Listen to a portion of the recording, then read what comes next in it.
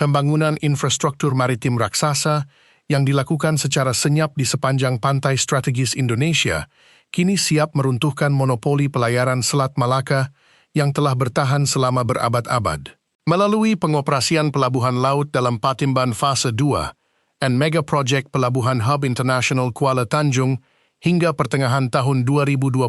ini,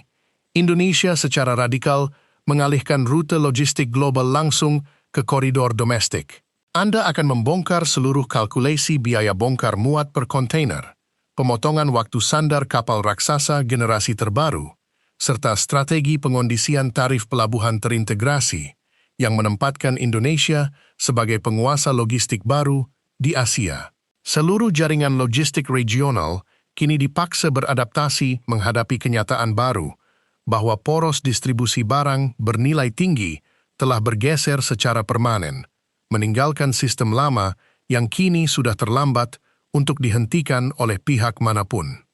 Jika Anda saat ini sedang menyimak ulasan eksklusif mengenai disrupsi rute pelayaran maritim global, pembongkaran data realisasi kapasitas logistik, serta transformasi radikal peta pelabuhan komersial regional ini, mari bersama membantu saya membuktikan sebuah hal penting bagi kelangsungan komunitas analisis makro strategis kita. Seorang ahli logistik kelautan di wilayah pelabuhan tersibuk semenanjung baru-baru ini menyatakan pandangan skeptisnya secara terbuka bahwa pembahasan yang mendalam, padat data operasional pelabuhan, dan mengupas kalkulasi biaya per kontainer tidak akan pernah sanggup mengumpulkan 10.000 subscriber karena audiens digital saat ini dianggap hanya menyukai tontonan hiburan yang dangkal. Namun, saya sangat tahu bahwa Yuda yang memilih untuk bertahan di sini adalah kelompok penonton dengan kapasitas visi maritim yang sangat tajam, sangat menghargai kebenaran data tanpa rekayasa, serta memiliki solidaritas komunitas yang tinggi untuk membuktikan bahwa tayangan informatif berkualitas tinggi selalu berhak mendapatkan tempat terhormat. Mari kita buktikan bersama bahwa pandangan skeptis tersebut keliru secara total sekarang juga dengan cara menekan tombol subscribe dan memberikan tanda suka pada video ini agar analisis strategis kita didengar lebih luas oleh para pelaku industri global. Selamat sejahtera kepada semua sahabat saya di mana jua berada. Mari kita langsung mengupas tuntas dan membongkar alasan utama mengapa pelabuhan baru Indonesia ini sedang mengubah peraturan permainan logistik Asia secara sangat drastis dan tidak dapat dibendung lagi. Keberanian mutlak untuk mengubah status from sekedar jalur lintasan kapal asing menjadi kekuatan utama pengendali arus logistik global adalah garis pemisah yang sangat tegas antara wilayah yang mendikte masa depan pelayaran dengan wilayah yang hanya meniru pola lama. Sebagai praktisi yang memantau pergerakan investasi infrastruktur berat, pengembangan terminal peti kemas otomatis di Subang, hingga optimalisasi pelabuhan hub internasional di Sumatera, bagian utara, hingga pertengahan tahun 2024 hingga 2026 ini, lonjakan kapasitas bongkar muat nasional menyajikan sebuah realitas rekayasa ekonomi yang luar biasa untuk kita bedah bersama. Ada satu poin krusial mengenai skema pemotongan biaya logistik domestik dari 24% menjadi 14% dari produk domestik bruto yang sengaja saya simpan untuk bagian tengah pembahasan kita, di mana keputusan strategis ini terbukti sukses mengunci minat pelayaran internasional dan memicu kekhawatiran luar biasa di bursa maritim regional. Struktur nilai tambah logistik regional dipastikan tidak akan pernah sama lagi setelah ekosistem pelabuhan terintegrasi dan kawasan industri khusus dalam negeri beroperasi penuh sebagai pilar utama penopang kemakmuran ekonomi jangka panjang. Mari kita tengok bersama realitas lanskap industri logistik di masa lalu yang harus dihadapi oleh banyak negara berkembang di kawasan Asia Tenggara, di mana sebagian besar dari mereka terpaksa merelakan seluruh barang ekspor mereka singgah dan membayar biaya sewa gudang yang sangat mahal di pelabuhan negara tetangga sebelum bisa menuju ke pasar internasional. Di bawah skema pelayaran lama tersebut, ketika sebuah korporasi manufaktur dalam negeri memproduksi barang elektronik atau komponen otomotif, Mereka harus mengirimkan peti kemas mereka melalui rute feeder yang panjang menuju pelabuhan transshipment di Selat Malaka, membayar biaya sandar ekstra, lalu membiarkan negara perantara menikmati keuntungan terbesar dari rantai pasok tersebut. Apakah efisien jika untuk mengirimkan produk unggulan ke pasar global, sebuah bangsa harus terus-menerus bergantung pada satu atau dua pelabuhan asing yang tarifnya terus merangkak naik setiap tahun tanpa kendali? Tentu saja, model ketergantungan logistik ini adalah sebuah jebakan efisiensi yang sangat berbahaya, yang selama bertahun-tahun membuat daya saing produk lokal terhambat, membatasi pertumbuhan industri manufaktur maju, serta membuat biaya pengapalan internasional menjadi sangat mahal bagi para pelaku usaha domestik. Ketergantungan struktural inilah yang selama berdekade-dekade menjadi tantangan terbesar yang memaksa para pembuat kebijakan di kawasan regional untuk terus berkompetisi secara tidak sehat melalui pemberian insentif pajak murah tanpa adanya kontribusi nyata bagi penguatan basis logistik domestik yang mandiri. Model operasional lama hanya mengandalkan pelabuhan pengumpan kelas kecil tanpa dukungan kedalaman kolam dermaga yang memadai, sangat rentan terhadap monopoli tarif pelabuhan hub asing, serta menempatkan posisi tawar maritim negara di tingkat paling rendah dalam rantai nilai perdagangan dunia. Model operasional baru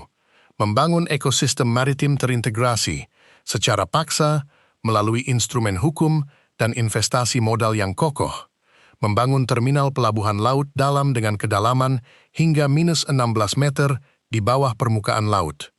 memanfaatkan keunggulan letak geografis Nusantara untuk menarik kapal ibu raksasa berskala giga secara langsung, serta mengunci kontrak logistik jangka panjang yang memposisikan Indonesia sebagai benefaktor utama atas seluruh aktivitas perdagangan internasional di Asia Tenggara. Untuk memberikan Anda visualisasi yang sangat gamblang mengenai rumitnya membalikkan arah jarum jam logistik global ini, mari kita bedah bersama realisasi pengembangan Pelabuhan Patimban yang pada pembangunan fase 2 di tahun 2026 ini saja telah menaikkan kapasitas tampung terminal peti kemas hingga mencapai 3,75 juta 20-foot equivalent units atau TEUs. Proses transisi infrastruktur ini bukanlah sekadar mendirikan tembok dermaga konvensional, melainkan sebuah rekayasa ekosistem logistik berskala raksasa yang mencakup pembangunan jalan tol akses khusus sepanjang 37 km, integrasi pelabuhan dengan kawasan industri baru rebana, hingga penerapan sistem pelacakan kontainer berbasis kecerdasan buatan. Proses ini membutuhkan keberanian modal yang luar biasa besar, karena harus mengucurkan dana investasi hingga puluhan triliun rupiah, serta bersaing langsung dengan pelabuhan-pelabuhan kelas dunia yang telah memiliki jaringan pelayaran global yang sangat kuat selama puluhan tahun. Masalah persaingan eksternal tersebut kini berhasil dipatahkan secara total melalui konsistensi kebijakan domestik yang secara paksa memindahkan seluruh arus ekspor industri otomotif dari Pelabuhan Tanjung Priok yang mulai padat menuju Patimban, menghasilkan efisiensi waktu tempuh dan biaya pengapalan yang siap diserap penuh oleh pabrikan raksasa internasional. Bukankah Anda setapak demi setapak mulai menyadari bahwa penguasaan atas pintu gerbang distribusi barang dari darat menuju laut secara mandiri ini jauh lebih bernilai strategis daripada sekadar mengikuti anjuran pasar bebas tanpa memiliki kontrol atas infrastruktur logistik utama? Mari kita bandingkan perbedaan mendasar antara strategi pembangunan maritim nasional yang diterapkan oleh Indonesia saat ini dengan pendekatan ekonomi yang dijalankan oleh negara jiran seperti Malaysia dan wilayah Asia Tenggara lainnya yang masih sibuk mengandalkan pelabuhan lama tanpa memiliki integrasi langsung dengan kawasan industri hulu berskala masif. Di sistem pelabuhan lama jiran, fokus utama mereka hanyalah melayani kapal-kapal transit yang melakukan pengisian bahan bakar atau pindah muatan tanpa memiliki keterkaitan erat dengan pusat manufaktur domestik yang baru. Sehingga, ketika arus perdagangan dunia melambat, operasional pelabuhan mereka seketika mengalami penurunan pendapatan yang tajam. Sebaliknya, pendekatan sistem logistik masa depan Indonesia berfokus pada penguasaan fondasi paling mendasar dari seluruh rantai distribusi modern, di mana Bumi Pertiwi bertindak sebagai produsen hasil bumi dan manufaktur otomotif terbesar yang mengunci muatan kapal sejak dari dalam pabrik, memproses dokumen kepabeanan secara digital di pelabuhan laut dalam milik sendiri, hingga mengirimkannya langsung ke pelabuhan tujuan akhir di Amerika Serikat atau Eropa tanpa perlu lagi melakukan transit di pelabuhan negara tetangga. Saya teringat sebuah diskusi yang sangat mendalam dengan seorang rekan analis senior yang bekerja di Lembaga Riset Maritim Internasional di wilayah Pusat Bisnis Regional. Beliau mengungkapkan betapa terkejutnya para perencana strategi logistik di Singapore and Port Klang ketika melihat data resmi bahwa Indonesia tidak lagi sekadar membangun pelabuhan pengumpul skala kecil, melainkan telah merancang Kuala Tanjung di Sumatera Utara sebagai pelabuhan hub internasional yang berada tepat di bibir Selat Malaka dengan kapasitas akhir mencapai 20 juta TEUs. Ketika beliau menghitung efisiensi biaya logistik terintegrasi dari pusat perkebunan kelapa sawit dan pengolahan aluminium langsung menuju dermaga Kuala Tanjung yang dijadwalkan melayani kapal kontainer generasi terbaru pada pertengahan tahun 2026 ini, beliau menyadari bahwa keunggulan biaya pengapalan ini tidak akan mungkin bisa dikejar oleh pelabuhan kawasan manapun. Keunggulan komparatif yang sangat ekstrim inilah yang memastikan setiap triliun rupiah investasi yang ditanamkan di koridor infrastruktur maritim nasional menghasilkan daya saing distribusi barang yang mutlak, sebuah pencapaian rekayasa kebijakan yang membuat para operator kapal raksasa dunia tanpa ragu mengubah rute pelayaran reguler mereka demi berlabuh di terminal logistik utama Indonesia. Lompatan kapabilitas infrastruktur pelabuhan laut dalam berskala giga seperti inilah yang membuat posisi tawar Indonesia menjadi sangat dihormati, disegani, dan ditakuti di tingkat internasional saat ini, termasuk memaksa negara-negara maju untuk mengubah total strategi kemitraan logistik mereka terhadap wilayah kita. Ketika sebuah negara mampu menunjukkan bukti nyata keberhasilan pengoperasian terminal kendaraan yang mampu menampung ekspor hingga 600.000 unit mobil per tahun secara otomatis, maka seluruh narasi skeptis mengenai kemampuan manajemen logistik anak bangsa seketika runtuh dan digantikan oleh ketertarikan massal para pelaku industri pelayaran global. Anda dapat melihat sendiri bagaimana kebijakan penataan tarif pelayanan jasa kepelabuhanan melalui regulasi kementerian terbaru, sukses menekan biaya sandar kapal hingga 20% lebih murah dibandingkan dengan tarif pelabuhan konvensional di kawasan regional. Langkah manipulasi efisiensi yang sangat presisi ini menandakan terjadinya pergeseran total kiblat kekuatan ekonomi maritim di mana Indonesia tidak lagi diposisikan sebagai penonton pasif, yang lintas lautnya hanya dimanfaatkan oleh kapal asing, melainkan bertindak sebagai pemain utama pengendali arus logistik yang mampu mengarahkan jalur perdagangan Asia hanya dengan satu keputusan regulasi kepelabuhanan yang cerdas.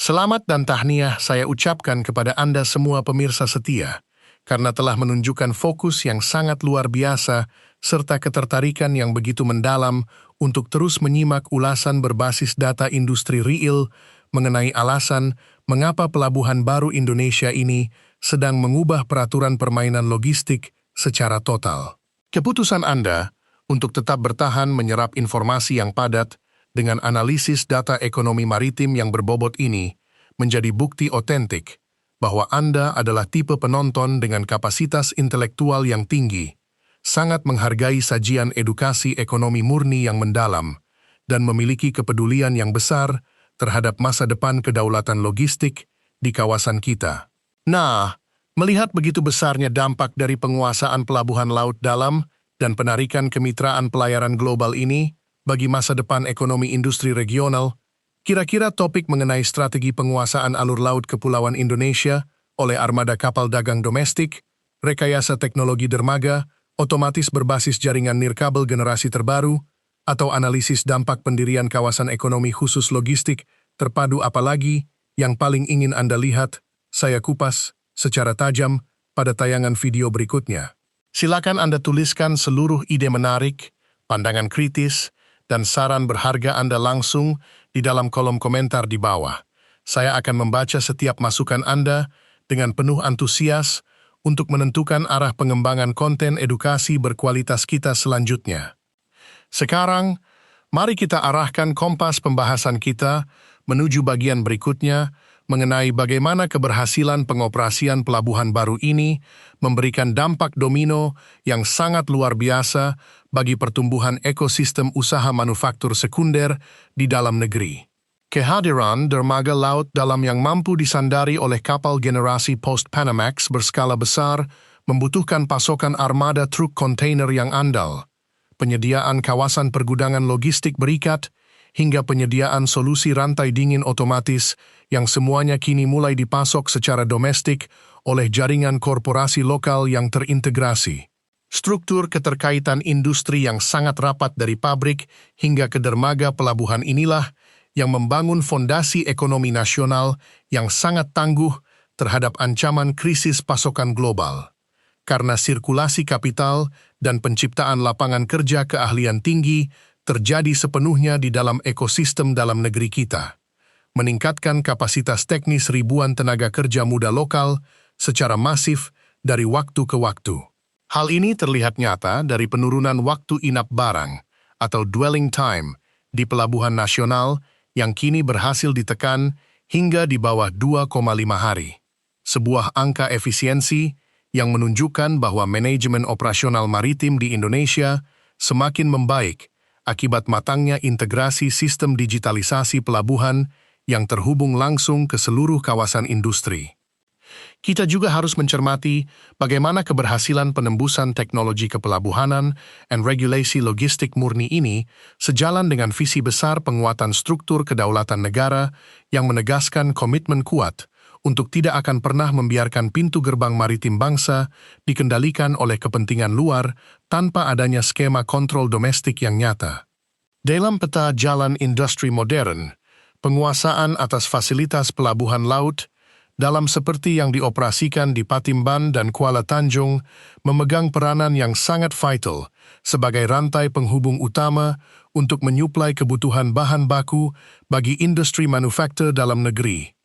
membebaskan negara dari ketergantungan pelabuhan transit asing yang tarifnya seringkali dinaikkan secara sepihak oleh korporasi internasional. Dengan memiliki integrational mandiri atas seluruh proses distribusi barang dari tahap produksi hingga ke atas kapal pengangkut global ini, industri dalam negeri memiliki kebebasan penuh untuk menentukan arah inovasi perdagangan masa depan tanpa harus khawatir terhambat oleh masalah hambatan logistik atau tekanan geopolitik dari negara lain, memberikan jaminan keberlanjutan ekonomi yang sangat kokoh bagi masa depan generasi penerus bangsa. Pola lama penataan logistik berupa membiarkan barang ekspor lokal dikirim melalui pelabuhan perantara asing tanpa memberikan keuntungan domestik, membiarkan biaya pengapalan terbesar dinikmati oleh operator kapal luar, serta terjebak sebagai negara pengumpan sepanjang masa kini telah dihancurkan secara total.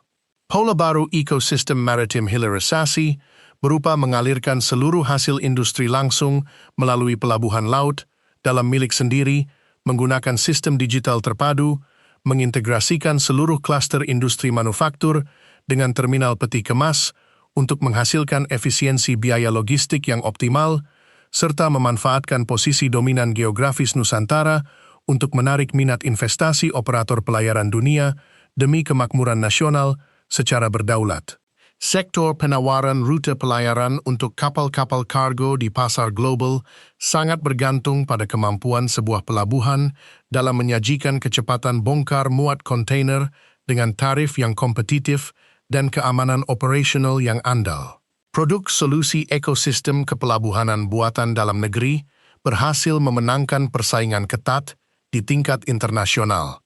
berkat penerapan formula rahasia integrasi pelabuhan dengan pelabuhan kering di pedalaman yang memangkas waktu penumpukan barang hingga ke tingkat paling minimum. Melalui metode pengelolaan arus dokumen satu pintu secara digital ini, Pusat Pertumbuhan Ekonomi Baru Nasional dapat memproses dokumen ekspor-ekspor dengan waktu yang sangat efisien, sebuah keunggulan operasional yang sangat ekstrim yang seketika meruntuhkan daya saing penawaran dari pelabuhan-pelabuhan konvensional di kawasan regional yang harus menghadapi kendala birokrasi manual yang rumit dan penuh dengan biaya tidak terduga.